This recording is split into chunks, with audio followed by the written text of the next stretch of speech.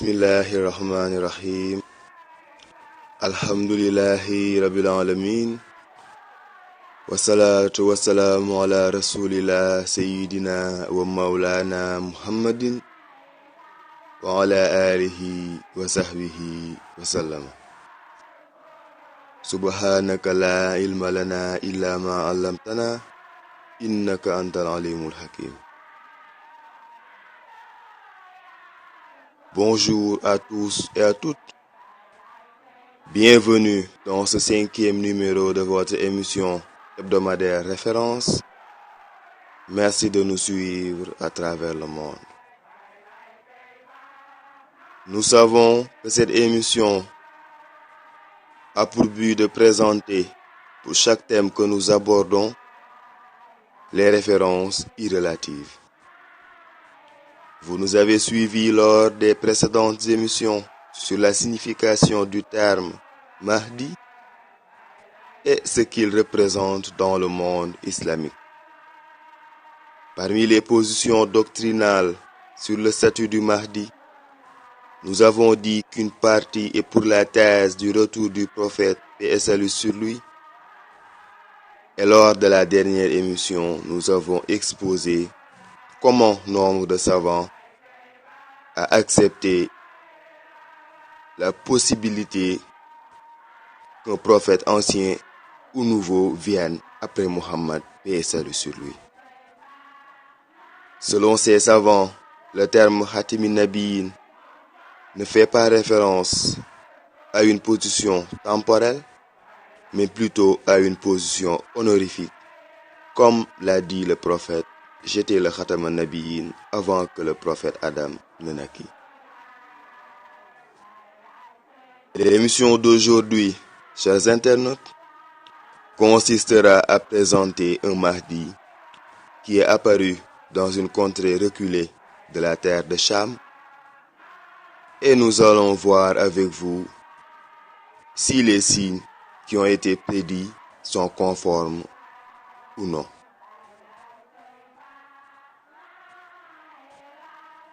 À l'an 1261 de l'Hégire, est né un homme nommé l'Imam, une déformation de l'arabe al-Imam qui signifie le guide. C'est ce nom qu'il a porté avec 14 enfants nés la même année, mais aucun sauf lui n'a survécu jusqu'à l'âge de la puberté. Il a porté ce nom à la naissance car un érudit de l'époque de son père avait prédit que cette année devait être l'année de naissance de l'imam al-Mahdi, paix et salut sur lui.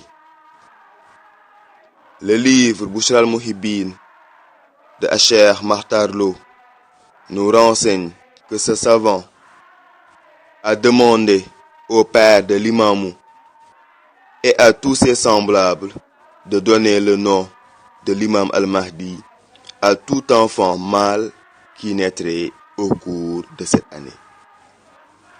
De là est venu le nom de cet homme qui eut une enfance exemplaire dans cette cité de Yoff, village de sa naissance.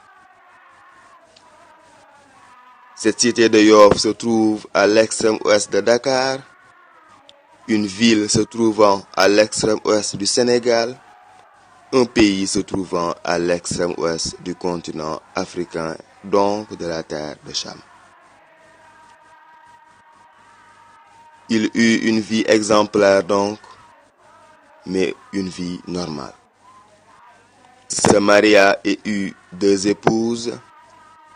À l'âge de 33 ans, il eut un fils qu'il nomma Seydina Issa et d'autres enfants par la suite. C'est à l'an 1301 de l'Hégire, correspondant à l'an 1883 de l'ère grégorienne, qu'il lança un appel à l'endroit des hommes et des djinns un matin de dimanche. Il lança donc cet appel comme l'avait fait le prophète Muhammad, paix et salut sur lui. Adibou dans Yallah, Ya Marsharal Insi wal Jinn, Inni Rasulullahi ilaykum.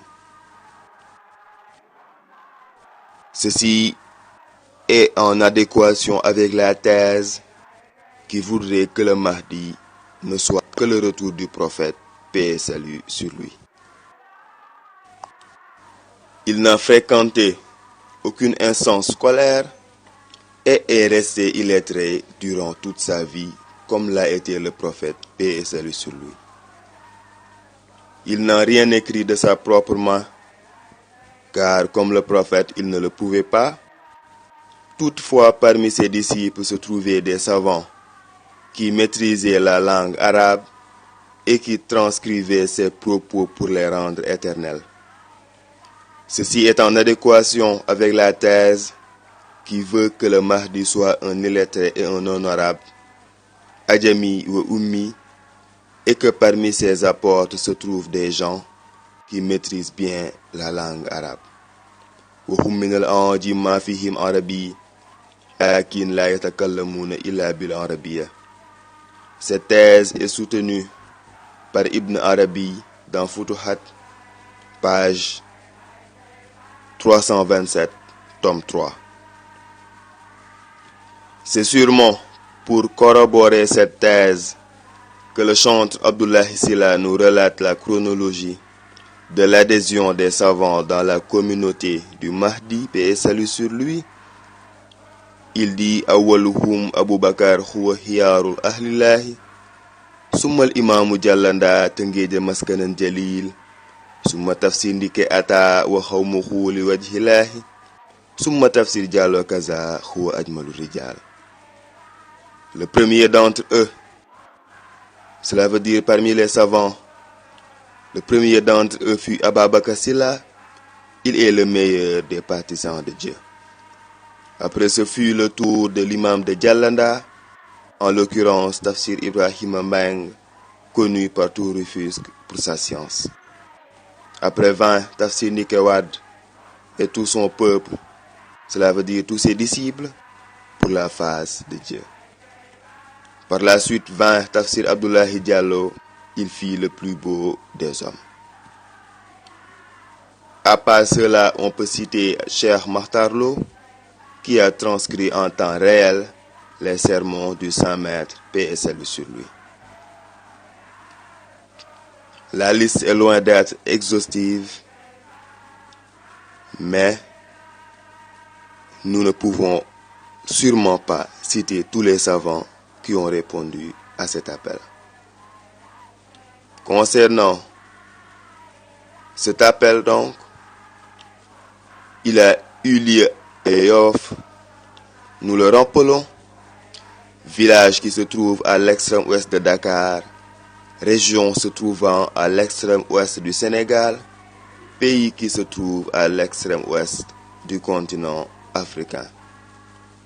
Cela est en adéquation avec le hadith de l'imam Khourtoubi qui parle de l'extrême ouest Maghrib al-Aqsa, dans les montagnes ou roches de l'ouest à la Jawal al-Maghrib, à côté de la plage à la Chati al-Bahr. Notons à ce propos que Sayyidina l'imam al-Mahdiullahi, paix et salut sur lui, est né à Yoff, il a lancé son appel et y est inhumé depuis 1909 à côté de cette plage. Il y a aussi ce hadith d'Ibn Mas'ud qui parle aussi du Maghrib al-Aqsa. Nous en reviendrons dans notre prochaine émission, Inch'Allah. Dans notre prochaine émission, nous allons présenter les références qui porte sur le lieu d'apparition du Mahdi, sur le contexte d'apparition du Mahdi et du Messie, Seydina Issa, paix et salut sur lui. Et nous allons essayer de mettre en relation les signes qui ont été prédits par toutes ces références et le Mahdi du Sénégal, Seydina Imamoulahi, paix et salut sur lui. D'ici là, qu'Allah subhanahu wa ta'ala nous accorde la paix et la bénédiction. Wa ma zalika ala Allahi bi aziz.